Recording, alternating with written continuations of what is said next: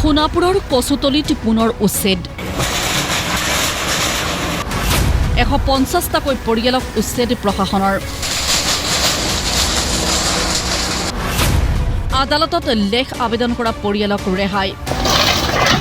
উচ্ছেদক লৈ ৰক্তাক্ত পৰিস্থিতিৰ উদ্ভৱ হোৱা সোণাপুৰৰ কচুতলিত পুনৰ চলিল প্ৰশাসনৰ বুলডোজাৰ পুৱাৰে পৰা কটকটীয়া নিৰাপত্তা বেষ্টনীৰ মাজেৰে অবৈধ দখলকাৰীৰ ভূমিত চলিল উচ্ছেদ জনজাতীয় আবেষ্টনীৰ ভূমিত বসবাস কৰা 150টাকৈ পৰিয়ালক উচ্ছেদ প্ৰশাসনৰ এসপ্তাহ পূৰ্বে লোকসকলৰ বাসগৃহত ৰঙা চিহ্ন আৰি উচ্ছেদৰ জাননী প্ৰদান কৰিছিল কামৰূপ জিলা প্ৰশাসনে প্ৰশাসনৰ জাননীৰ পিছতেই ঘৰবাৰী এৰি অন্য ঠাইলৈ ঢাপলি মেলাৰ বাবে উচ্ছেদ চলোৱা কাৰ্যত বিশেষ বাধাৰ সন্মুখীন হ'ল প্ৰশাসন আমাৰ সোণাপুৰ ৰাজহ চক্ৰৰ অধীনৰ কচুতলি পথাৰ যিখন গাঁও আছে এই গাঁৱত আমি আগতেও গভৰ্ণমেণ্ট মাটিত অভিযান চলাইছিলোঁ আজি দ্বিতীয় পৰ্যায় হিচাপত যিখিনি ব্যক্তিগত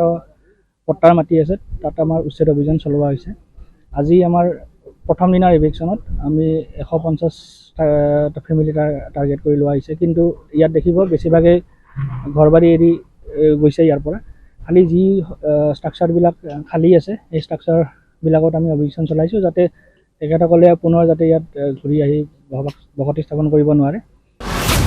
সোণাপুৰৰ কচুতলিৰ ম্যাদী পট্টা থকা একাংশ লোকে উচ্ছেদৰ বিৰুদ্ধে কৰিছিল উচ্চ ন্যায়ালয়ত লেখ আবেদন ট্ৰাইবেল বেল্ট ঘোষণা কৰাৰ পূৰ্বে বসবাস কৰিছিল আবেদন কৰা লোকসকলে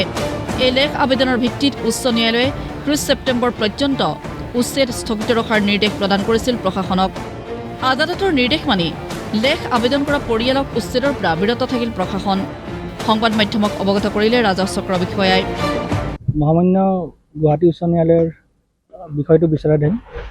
আৰু তাত যিসকল পেটিশ্যনাৰ্ছ আছিলে সেই পেটিশ্যনাৰ্ছবিলাকৰ ওপৰতহে কোনো ধৰণৰ কোৱেচিভ একশ্যন ল'ব নালাগে বুলি ইতিমধ্যে ন্যায়ালয়ে নিৰ্দেশ প্ৰদান কৰিছে আৰু সেইটো আমিও একমত আজি যিবিলাক উচ্ছেদ চলোৱা হৈছে সেইবিলাক পেটিশ্যনাৰ্ছ নহয়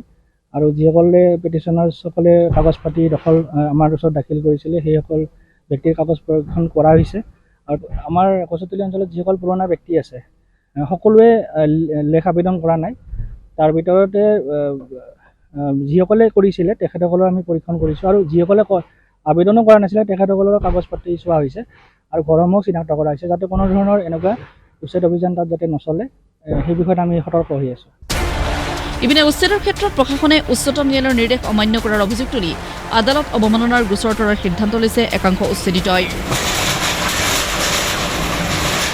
সোণাপুৰৰ পৰা কৃষ্ণ কমল ডেকাৰ ৰিপৰ্ট প্ৰতিদিন টাইম